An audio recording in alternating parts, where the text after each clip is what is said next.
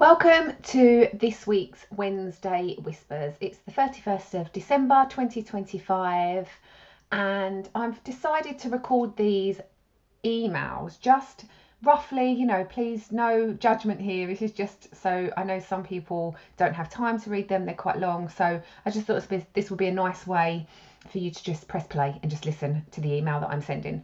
So today's quote is, "You don't need a new version of yourself, you just need to come home to who you are already."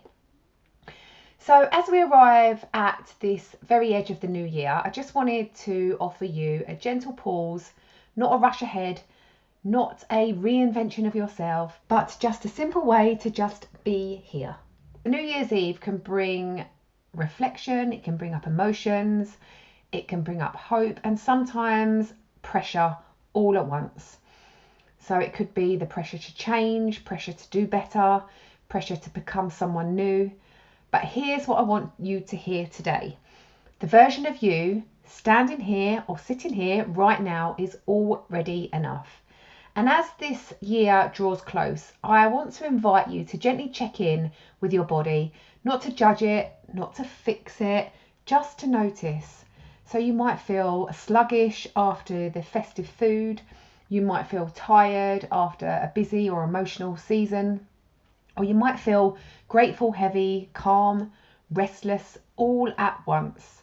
So I just want to invite you to just place your hand on your body, maybe on your belly or on your heart, and just take a slow, deep breath. And let's just do this together. So we're just going to take a nice slow breath in.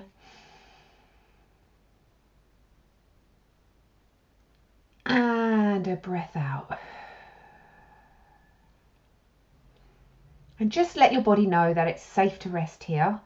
Your body doesn't need to be punished, it doesn't need punishment or pressure right now. It just needs some kindness, some gentle movement and some nourishment and some rest. So on the emotional insights, I just want you to know that there's so much of this new year, new me messages that teaches us that who we are or who we were isn't good enough. But healing, especially when you've been through trauma, isn't about erasing the old you. It's about honouring her. The woman you were has survived, learned, coped, softened, and showed up in the best way that she could. She deserves compassion, not criticism. And you don't need to abandon yourself to move forward. You get to take all of you into the new year gently, consciously, and at your own pace. So some inspired action you could take. So if it feels right for you, this is a gentle ritual that I would like you to try. So take a moment to write a letter to yourself. This is not a goal setting letter. It's not a massive list of all the things that you need to achieve or change.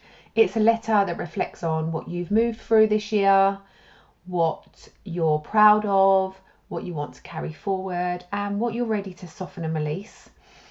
And you can keep this somewhere safe and revisit it at the end of the year, or you can just simply use it as a moment of loving acknowledgement for now. And there's no right or wrong way to do this, so just be honest, imperfect, and kind. And under the podcast corner bit, I've also created a podcast about manifesting your best year, and there's a workbook that goes alongside it. You can click on the link to access that, and it's just a nice way to reflect on your past year and moving forward into the new year in a more creative and softer and more grounded way. And a quick note on the membership. So I just thought that over these holidays it's so important to do self-care, so why not check out your free self-care course, visit it if you haven't already. And there's lots of exciting things coming up for 2026 in the membership, including the yin classes and live workshops that I'm going to be running. And if you're thinking about dry January, or if you're sober curious, you might want to take my 30 days of free daily emails to support you in your first 30 days of sobriety. So again, you can click the link in the email to access that. So the affirmation of this week is, I honour who I have been, and I move forward with kindness and trust. And my final whisper is, as this year closes, I hope that you can meet yourself with tenderness. You don't need to rush. You don't need to reinvent yourself. You don't need to be anything other than human. May your year ahead hold softness, safety, and moments of deep self-connection. So just go gently into this year and with yourself. With lots of love, Louise.